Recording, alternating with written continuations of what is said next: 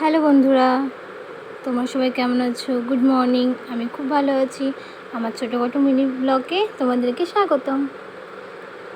চলো, আজকে শ্রাবণ মাসের 4 নম্বর মানে চতুর্থ সোমবার।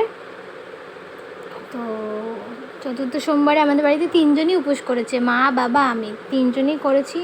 তো মা চলে গেছে, মা পুজো দিয়ে চলে যাবে কাজে, বাবা চলে গেছে কাজে, বাবা এসে পুজো দেবে, দুজনেই পুজো দিয়ে গেছে।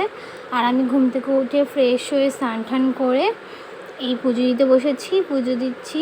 আর এই যে ব্ল্যাক কালারে দেখছো আদি শম্ভুনাথ, তো এই আদি শম্ভুনাথটা আমাকে একটা বন্ধু গিফট করেছে তারকেশ্বর থেকে। তো এটাকেও আমি আজকে আগের সোমবার গিফট করেছে, তো আমি এটাকে এই সোমবারে একটু পুজো টুজো দিলাম, পুজো টুজো দিয়ে তুলে রাখবো শোকেসে। কারণ এই আদি শম্ভুনাথটা আবার তোমার সিংহাসনে বসানো যায় না।